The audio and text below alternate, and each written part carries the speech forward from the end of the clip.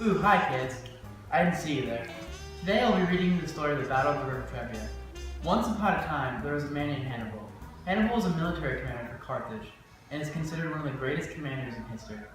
Around 218 BCE, Hannibal was commanding a strong Carthage army against the Roman Empire in the Second Punic War. Hannibal initiated the war when he attacked a state allied with Rome called Saguntum, which is modern-day Valencia. After an overwhelming victory, Hannibal marched on to Italy. However, in order to get to Italy, they had to trek through the frigid conditions in the Swiss Alps.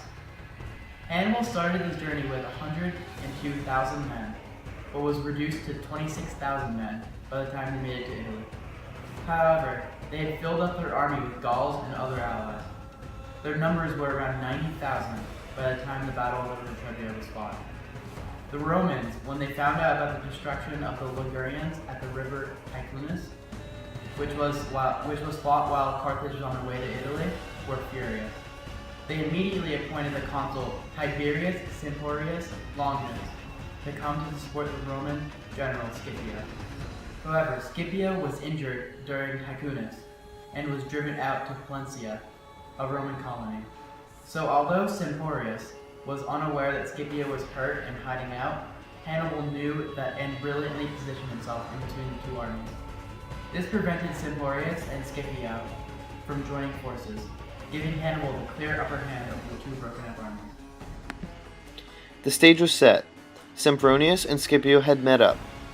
Hannibal had placed himself under the opposite side of the river, and both sides were in formation.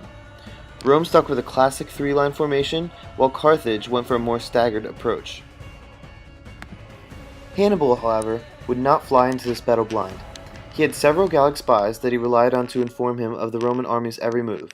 He also had his brother Margo command a small legion and ordered them to hide in a nearby bush overnight. When morning came, Hannibal sent cavalry across the river to harness the Roman camp. Rome, specifically Sempronius, was enraged by this, and he ordered a massive amount of Roman troops to cross the freezing cold river to attack Carthage.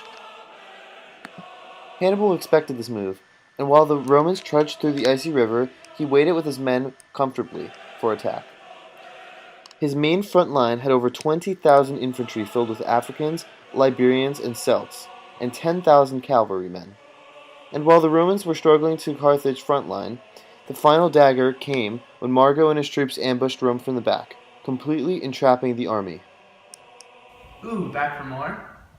This victory was huge for Carthage, as it was the first major battle of the Second Punic War, and it helped convince several Celts from northern Italy to join Carthage's side. This battle was also very important for Hannibal, as it showed his genius when it came to military strategy. Forcing the Romans to erratically travel across a frigid river and then ambushing them once they were across was a perfectly executed maneuver.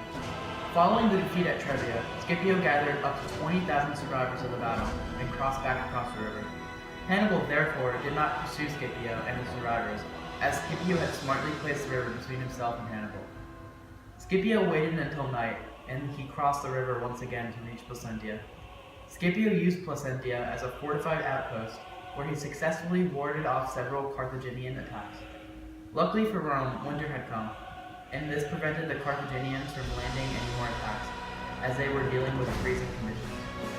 Many elephants, horses, and men died due to this brutal winter.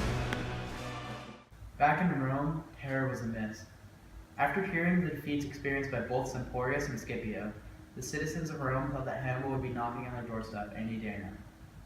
However, unbeknownst to the citizens of Rome, the Senate still had 7 legions healthy and ready to fight against Carthage. So although this battle turned out to have negative effects for both sides, both Carthage and Rome did a fairly good job recovering and regrouping. Thank you for watching. This has been the story of the Battle of the Trebia River. Take the bass line out. Jiggle. Bounce with it. Let it bump though.